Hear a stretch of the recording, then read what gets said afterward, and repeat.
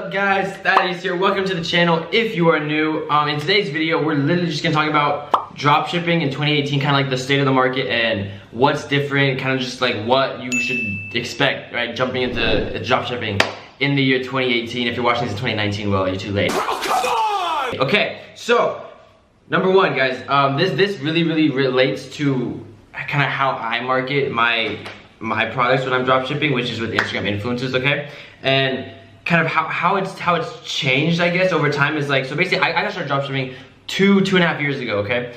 And back then it was a lot easier to just hey, buy a shout out from an influencer, they throw it up, everyone kind of sees it on their feed, and you can drive traffic and get a purchase, right?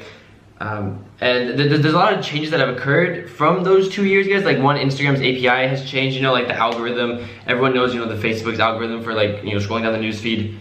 It's not chronological, neither is Instagram's. They use kind of their own API to kind of determine what pages they might think you'd be more interested in, okay? Most of the time, that's more personal pages, like people you actually follow that you know in person. And a lot of times, they try and push away, these accounts that sell shoutouts because they want, us dropshippers paying for ads on Instagram or Facebook, because that's how they make their money, right? So that's kind of a thing that has occurred between these two and a half years. And because of that, guys, with Instagram influencers in general, it's just like how you market, you need to change. You always got to be willing to adapt to these market changes. And one of the things that I personally had to do, right, over these 2 years is when I very first started dropshipping, guys, you'll even notice in my first videos, I sometimes touch on Instagram influence and the size of these pages that I want to work with. Before, right, I would always say, guys, look for pages above 400,000 followers, less than 1 million, depending on your budget, stuff like that, 400K to 1 million followers, right? That was kind of the prime range that I personally looked at, okay? That was 2 years ago. Now, because of this change in the market, right, dropshipping is a lot more, popular, I guess you could say. There's more people trying to get their feet wet in that sort of industry. And so because of that, there's sort of a market equilibrium going on, where there's a lot of people that are buying accounts on Instagram, inflating them with followers, inflating them with fake engagement, and then trying to capitalize on all these new dropshippers trying to rush into the industry, buy a bunch of shoutouts, get a bunch of money, and get rich quick, right? So that there's a whole market of just people selling you fake shoutouts, okay? And that's something that I've also tried to warn you guys as well in some other videos and stuff like that. Is there's people that just want your money, and they'll offer you cheaper rates for Instagram shoutouts, but all in all, it's they're not actual Instagram influencers, right? They don't actually have a real presence. Their accounts are just flooded with bots, flooded with fake engagement, and then inflated essentially to make it look appealing to you, to want to post your product on their feed or on their story to try and get traffic to your store, but then ultimately you don't really get much traffic, okay? There's a few ways to go about that. One, I started working with pages that were either really small in size or very big in size, that they've just been around for forever, like World Star, for example, okay? They're huge. Now, if you look on the smaller side of things, guys, typically smaller accounts, they're actually growing them, right? These guys that are trying to take your money, they'll just buy a bunch of followers right off the bat and then start trying to they'll DM you, they'll DM other, stores to try and get your attention, to get you shoutouts, because it looks like a really big page. They offer, reasonable rates, right? And then you kind of go for them and you're just okay, well, that's something to be wary of, okay? Now, why I go with smaller influencers, because most of the time, if they're still kind of small and growing, they're actually trying to grow organically, okay? And that's really key, is because, and a page with, 80,000 followers, that's all legitimate, is much better than a page with 500,000 followers where, the influencers probably bought a majority of them, okay? And a majority of the engagement as well, okay? So that's something to keep in mind, because oftentimes too, these smaller pages charge a lot less, okay? I myself have spent, $10 on a shout out with a $300, $400, $500 return, depending on my products and the tiering. And just, obviously there's a lot of stuff that goes into that and the conversion of that, but the fact is you can get shout outs really cheap and have a really good conversion rate on them because you're working with smaller accounts, okay? So that's just something to note, guys, kind of my perspective on, kind of being in this industry for so long, is that, especially around social media and the funnel that I preach, right, is we start with Instagram influencers, and because of that, you kind of have to look at what's changed, what's going on. And me personally, it's okay, I used to go for these big pages, 40K to 1 million, now I have to take a step back, realize that it's kind of flooded. There still are good pages yet, don't get me wrong, but it's flooded with people that inflate that, right? So now it's okay, I'm not gonna look at this chunk, I'm gonna go for the polars, right? So I'm either go for the really big pages over here, or the really, really small pages over here, okay? Small pages are organic, they're cheaper. The big pages, like, they've just been around forever and they have a huge presence. They're usually not inflated or faked or anything like that, okay?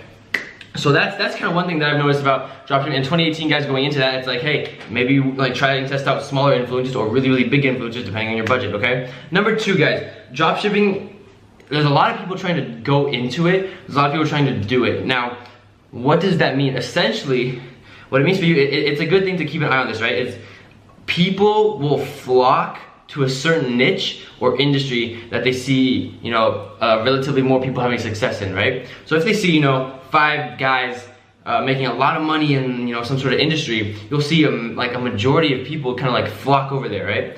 And for you, even if you're new, experienced, sorry, there's an itch on my back. For you, basically, you can look at this, right? Because people will flock to, you know, an industry with money. And again, guys, what I tell you is look for competitors, look for competition. It means there's a lot of money in this space that you can grab if you can market your product better, position your brand better, stuff like that, okay? So when you're actually trying to, you know, decide, hey, what do I want to sell? What do I want to, you know, what niche do I want to jump into? What, you know, how do I want to like position my brand, luxury, affordable, all that kind of stuff. There's a lot of things that go into play. It's like, hey, well, look to where everyone's going and see if you can do something similar in a similar industry, in a slightly different niche, like something like that. But just seeing that, hey, everyone's flocking this way, you can kind of like look that way and then capitalize on it, okay? Like, just market better than most people. Most people suck at marketing, guys. Like, anyone can make a site, anyone can say they're a dropshipper or an entrepreneur if they make a website and you know, have the apps installed and then have a few products thrown on their site, right? But most people can't get the marketing side of things down. And I mean, it's hard, it's complex at times. Once you understand it, it's a fairly simple process to rinse and repeat and replicate for a bunch of different stores, guys. So that's one of the things to look for is like in 2018, guys, going into 2018, there's a lot of people trying to dropship. There's a lot of people going there, and everyone's just, you know, jumping from one thing to the next, the next, the next. And don't get me wrong, if you're good at dropshipping, you can do that and make a lot of money. You can just cash out on these different trends. But a lot of people are just jumping there, realizing, you know, hey, this is a little harder than I thought. Looking around again, trying to find another guy who's doing well in a different industry, jumping over there and saying, oh, well, this is also harder than I thought. And they keep moving around and they just don't see success in it because they're not really like kind of like buckling down and trying to figure things out, okay? So that's another thing going into 2018, guys, just, especially if you're kind of like trying to understand where you want to go, look at what everyone's doing and then kind of analyze that, okay? I'm not saying do what they're doing, right? Because you might just fall into the majority, right? But look at what they're doing and analyze, like, can I market better? Can I position my brand better, okay? Stuff like that. Now, number 3, guys, is that this kind of plays into both the things I talked about, but because the industry is getting popular, because it's getting popular, guys, it should get really, really easy to start dropshipping. Now, what does that mean, right? I mean, if you guys have like looked around the app stores and stuff like that, you'll notice that, you know, Oberlo was like the app to have. It still relatively is. That's why I'm saying going into 2018, like, be on the lookout. But Oberlo like is the app to have for, you know, dropshipping on Shopify, right? But as you'll notice, and I've been contacted by a bunch of emails of these companies that want me to like shout out their new app and stuff like that. But I'm not trying to like be a sellout. But they're like, hey, we're the new Oberlo. We're the new, you know, app that, you know, we can fulfill orders and contact you with wholesalers, blah, blah, blah. Stuff like that, guys. But then again, right? Because it's getting popular, there's a lot more competition in the space. This is what I'm telling you guys. In dropshipping, you look for competition to see where you want to start. Now, there's companies that are making these apps, these softwares like Oberlo and stuff like that, that are actually gonna help you. It's gonna make dropshipping easier. They're gonna try and compete with everything you use to ultimately just make it easier to get in dropshipping, more cost effective to get in dropshipping and stuff like that, guys. So all in all, like, it's a good thing to start dropshipping now if you haven't, because now is the time to start. By the way, great time to plug the free mini course in the link description or the mastery course, always plug. Now, those are the 3 things, guys. Like, literally, watch out like for market changes, guys. Always be willing to adapt in the dropshipping industry, guys. I've been in here for 2.5 years, and I've noticed things that kind of like really, really large changes that if I didn't adapt to, I would have not made nearly as much money, okay? Like the Instagram thing, for example, okay? So that's one thing, guys. And again, just because a lot of people trying to do it, if you're confused, trying to get your feet wet in the industry and just don't know where to go, look at where everyone's going and just analyze that, okay? And then, guys, it should be getting easier to dropship. I'm not gonna say it's easier to market, but that's like kind of why I'm here. I'm trying to help you guys like figure out, you know, how to position your brand, how to get exposure, eyeballs, and traffic to your stores. But all in all, it should get generally easier to dropship. that kind of makes sense. I kind of went over that, right?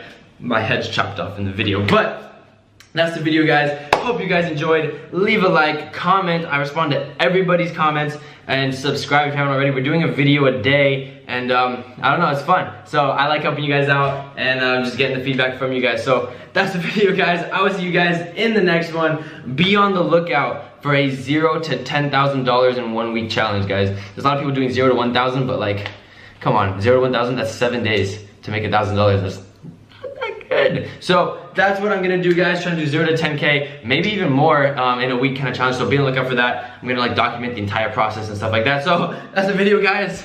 I will see you guys in the next one. Take care. Peace. For more guidelines on drop shipping, visit the website in the description box below.